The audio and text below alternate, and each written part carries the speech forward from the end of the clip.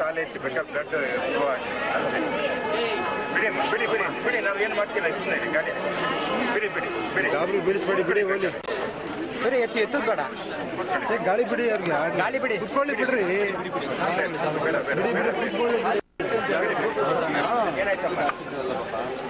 ಕುತ್ಕೊಳ್ಳಿ ಬಿಡೋರು ಏನಾಗ್ತಿದೆ ಇದು ಬ್ಯಾಗ್ ಬಿಟ್ಬಿಡಿ ಒಳಗಡೆ ಜಾಗ ಬಿಡಿ ಸ್ವಲ್ಪ ಜಾಗ ಬಿಡಿ ಜಾಗ ಬಿಡಿ ಗಾಳಿ ಬರಲಿ ಗಾಳಿ ಬರಲಿ ಜಾಗ ಬಿಡಿ ಗಾಳಿ ಬಿಡಿ ಜಾಗ ಬಿಡಿ ಗಾಳಿ ಬರಲಿ ಗಾಳಿ ಬರಲಿ ಜಾಗ ಬಿಡಿ ಗಾಳಿ ಬಿಡಿ ಬಿಸಿಲಿಗೆ ಇದಾಗ್ತಾ ಇದೆ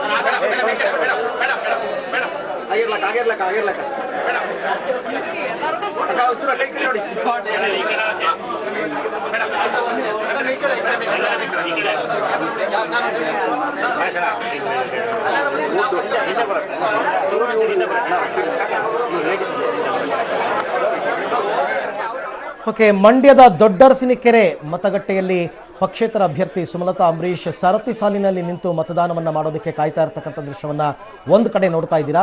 ಮತ್ತೊಂದು ಕಡೆ ಮೈಸೂರು ಕೊಡಗು ಲೋಕಸಭಾ ಕ್ಷೇತ್ರದ ಸಂಸದ ಪ್ರತಾಪ್ ಸಿಂಹ ಪತ್ನಿ ಸಮೇತರಾಗಿ ಬಂದು ಮತದಾನವನ್ನು ಮಾಡ್ತಾ ಇರತಕ್ಕಂಥದ್ದು. ಎಲ್ಲರೂ ಗಣ್ಯರು ಗಣ್ಯಾತಿ ಗಣ್ಯರೆಲ್ಲರೂ ಕೂಡ ವೋಟಿಂಗ್ ಮಾಡೋದಕ್ಕೆ ಬರ್ತಾ ಇದ್ದಾರೆ, ಆದರೆ ಜನಸಾಮಾನ್ಯರೇ ಬರ್ತಾ ಇಲ್ಲ. ಅದು ಬೇಸರದ ಸಂಗತಿ. ಸಾಕಷ್ಟು ಜಾಗೃತಿ ಮೂಡಿಸುವಂತಹ ಕೆಲಸವನ್ನು ಮಾಡಲಾಗಿತ್ತು. ಮತದಾನದ ಮಹತ್ವ, ಮತದಾನದ ಹಕ್ಕು, ಇದೆಲ್ಲದರ ಬಗ್ಗೆ ಜನರಿಗೆ ತಿಳುವಳಿಕೆಯನ್ನು ಕೊಟ್ಟಿದ್ರು ಕೂಡ 12 ಗಂಟೆಯ ಸಮಯಕ್ಕೆ ಇನ್ನೂ 30%, 22%, 23% ಈ ಥರ 35% ದಕ್ಷಿಣ ಕನ್ನಡದಲ್ಲಿ ಆಗಿರೋದೇ ಹೈಯೆಸ್ಟ್. ಮಂಡ್ಯದಲ್ಲಿ ಮಧ್ಯಾಹ್ನ 11 ಗಂಟೆಯವರೆಗೆ 18% ವೋಟಿಂಗ್ ಆಗಿದೆ ಅಂತಕ್ಕಂಥ ಮಾಹಿತಿ. ತುಮಕೂರಿನಲ್ಲಿ 22%. ಸೊ ಅಂದರೆ ನಿರೀಕ್ಷಿತ ಮಟ್ಟದಲ್ಲಿ ಮತದಾನ ಆಗಿಲ್ಲ ಅಂತಕ್ಕಂಥದ್ದು ಬಹಳ ಸ್ಪಷ್ಟವಾಗ್ತಾ ಇದೆ. ಆದರೆ ಗಣ್ಯರೆಲ್ಲರೂ ಕೂಡ ತಮ್ಮ ತಮ್ಮ ಕ್ಷೇತ್ರ ಎಲ್ಲಿರುತ್ತೆ ಅಲ್ಲಿ ಹೋಗ್ಬಿಟ್ಟು ಮತದಾನವನ್ನು ಮಾಡ್ತಾ ಇರತಕ್ಕಂಥದ್ದು. ದೊಡ್ಡರಸಿನಕೆರೆ ಅದು ಅಂಬರೀಷ್ ಅವರ ಹುಟ್ಟೂರು. ಅಂಬರೀಷ್ ಅವರ ಮತದಾನದ ಕೂಡ ಅಲ್ಲೇ ಇತ್ತು, ಅವರ ಪತ್ನಿಯದ್ದು ಕೂಡ ಅಲ್ಲೇ ಇತ್ತು. ಸೊ ಈ ಸಾರ್ತಿ ಅಂಬರೀಷ್ ಇಲ್ಲದೆ ಪಕ್ಷೇತರ ಅಭ್ಯರ್ಥಿಯಾಗಿ ಸ್ಪರ್ಧಿಸಿ ಕಣಕ್ಕೆ ಇಳಿದಿರತಕ್ಕಂಥ ಸುಮಲತಾ ಅಂಬರೀಷ್ ಸರತಿ ಸಾಲಿನಲ್ಲಿ ನಿಂತು ದೊಡ್ಡರಸಿನಕೆರೆ ಮತಗಟ್ಟೆಯಲ್ಲಿ ಆ ಬೂತ್ನಲ್ಲಿ ವೋಟಿಂಗ್ ಮಾಡೋದಕ್ಕೆ ಅಂತ ಕಾಯ್ತಾ ಇರತಕ್ಕಂಥ ಒಂದು ದೃಶ್ಯ. ಮತ್ತೊಂದು ಕಡೆ ಪ್ರತಾಪ್ ಸಿಂಹ ಸಂಸದ ಅವರು ಕೂಡ ಪತ್ನಿಯ ಸಮೇತ ಬಂದು ಮತದಾನವನ್ನು ಮಾಡ್ತಾ ಇದ್ದಾರೆ. ಹಾಸನ ಜಿಲ್ಲೆಯಲ್ಲಿ ಇದುವರೆಗೆ 20% ಮತದಾನ ಆಗಿದೆ ಅಂತಕ್ಕಂಥ ಮಾಹಿತಿ ನಮಗೆ ಲಭ್ಯವಾಗ್ತಾ ಇದೆ. ಉಡುಪಿ ಚಿಕ್ಕಮಗಳೂರು ಲೋಕಸಭಾ ಕ್ಷೇತ್ರದಲ್ಲಿ 29% ಮತದಾನ.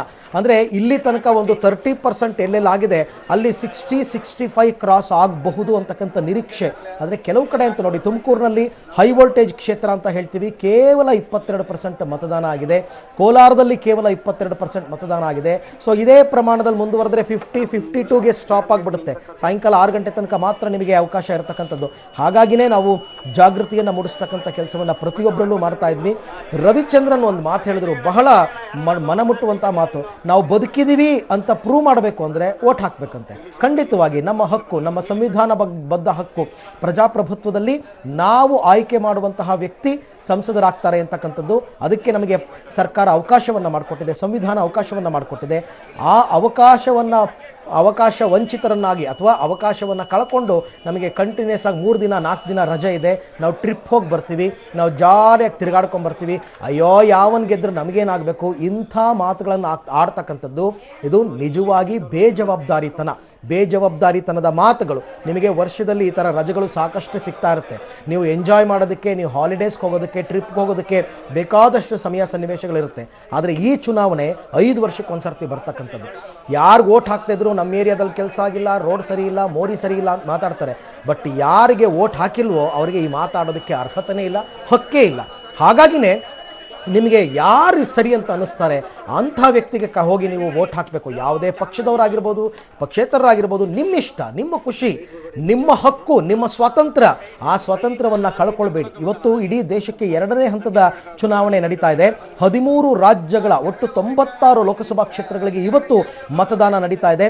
ತಮಿಳುನಾಡಿನಲ್ಲಿ ಒಂದೇ ಒಂದು ಕ್ಷೇತ್ರದಲ್ಲಿ ಇವತ್ತು ಮತದಾನ ಇಲ್ಲ, ವೆಲ್ಲೂರಿನಲ್ಲಿ. ಅದೊಂದು ಬಿಟ್ಟರೆ ಬೇರೆ ಎಲ್ಲ ಕಡೆ ನಡೀತಾ ಇದೆ. ಕರ್ನಾಟಕದಲ್ಲಿ 14 ಲೋಕಸಭಾ ಕ್ಷೇತ್ರಗಳ ಚುನಾವಣೆ ನಡೀತಾ ಇದೆ. ತಮಿಳುನಾಡಿನಲ್ಲಿ 39, ಮಹಾರಾಷ್ಟ್ರ 10, ಉತ್ತರ ಪ್ರದೇಶ 8, ಅಸ್ಸಾಂ 5, ಬಿಹಾರ 5, ಒಡಿಶಾ 5, ಛತ್ತೀಸ್ಗಢ, ಪಶ್ಚಿಮ ಬಂಗಾಳ, ಕಾಶ್ಮೀರ, ಮಣಿಪುರ, ತ್ರಿಪುರ, ಪುದುಚೇರಿ, ಹೀಗೆ ಒಟ್ಟು 13 ರಾಜ್ಯಗಳ 96 ಕ್ಷೇತ್ರಗಳ ಚುನಾವಣೆ ನಡೀತಾ ಇದೆ.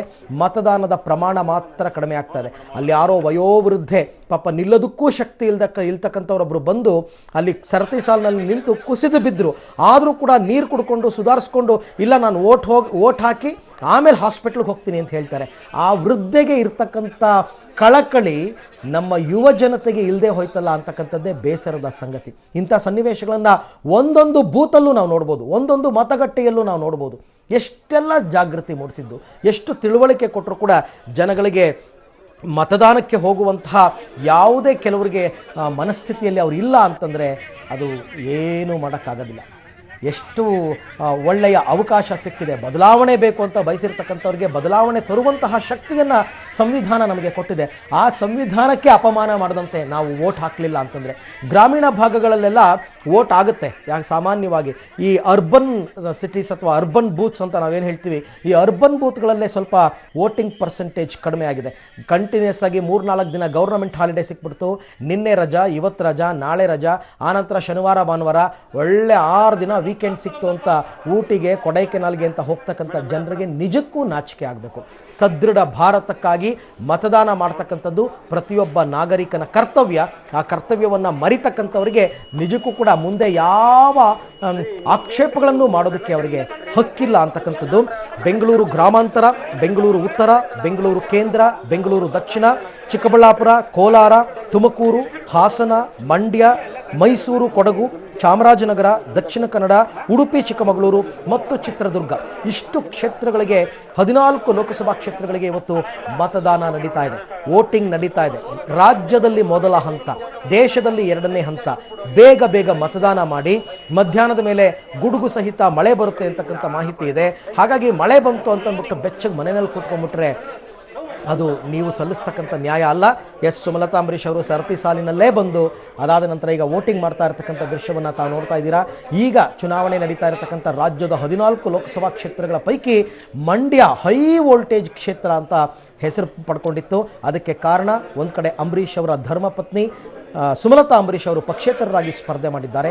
ಮತ್ತೊಂದು ಕಡೆ ನಿಖಿಲ್ ಕುಮಾರಸ್ವಾಮಿ JDS ಕಾಂಗ್ರೆಸ್ನ ಮೈತ್ರಿ ಅಭ್ಯರ್ಥಿಯಾಗಿ ಸ್ಪರ್ಧೆ ಮಾಡಿದ್ದಾರೆ.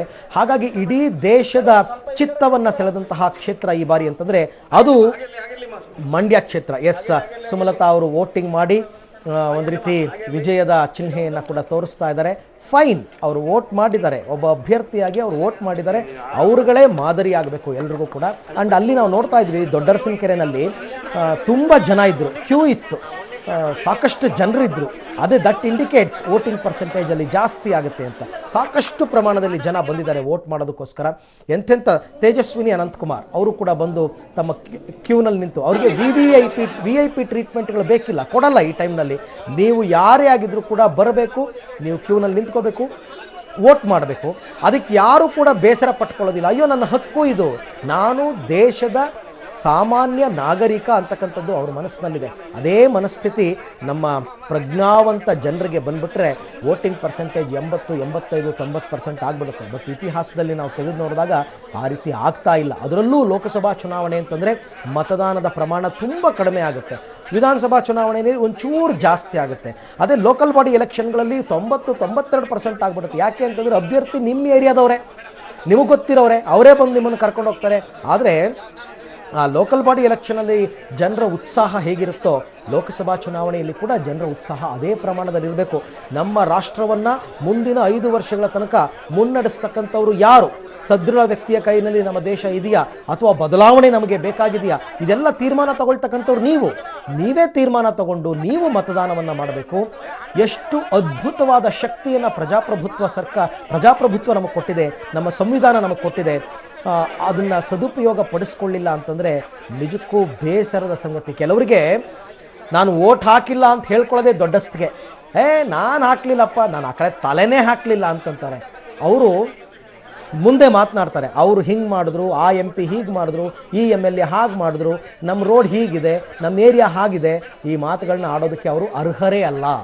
ವೋಟ್ ಹಾಕಿ ನಿಮ್ಮ ಕ್ಯಾಂಡಿಡೇಟು ಅಥವಾ ನಿಮ್ಮ ಅಭ್ಯರ್ಥಿಯನ್ನು ಗೆಲ್ಲಿಸ್ಕೊಂಡು ಅವರಿಂದ ಕೆಲಸ ಮಾಡಿಸ್ಕೊಳ್ಬೇಕು, ಅದು ಇರ್ತಕ್ಕಂಥದ್ದು. ಅದನ್ನು ಬಿಟ್ಟು ಪರ್ಸೆಂಟೇಜ್ ಆಫ್ ವೋಟಿಂಗ್ ಕಡಿಮೆ ಆಯಿತು ಅಂತಂದರೆ ಅದು ತಲೆ ತಗ್ಗಿಸ್ತಕ್ಕಂಥ ವಿಚಾರ.